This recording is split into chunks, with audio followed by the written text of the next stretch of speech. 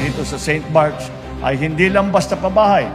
Hangat natin bumuo ng komunidad ng may maayos na tirahan at kumpletong pasilidad.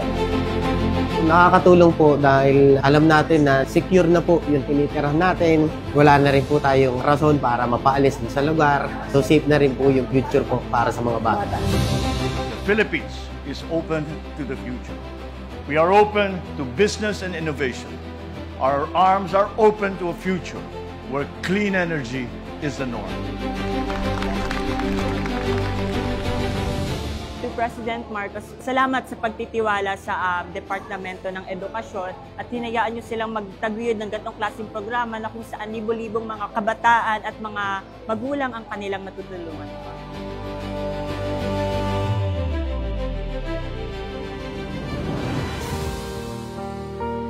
Puro mahihirap yung tinutulungan doon eh. Binibigyan ng kabuhayan, family reunion. Kahit na kung ano pa yung mga problema mo, pinagdaanan mo, tutulungan talagang napakalaking bagay po sa amin noon. Akala namin nga, basura lang kami. Pero ngayon nararamdaman namin na may pangarap na uli kami. Asahan po ninyo, ang gobyerno ninyo nandito, binabantayan kayo, inaalalayan kayo, at titiyakin namin na maaalagaan namin kayo sa lahat ng inyong pangangailangan.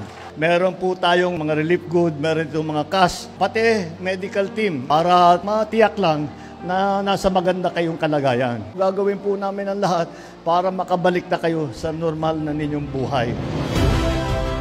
Maraming salamat po sa tulong po. Maraming salamat. Maraming salamat po sa biyayang binibigay niya, lalo na sa mga magsasaka.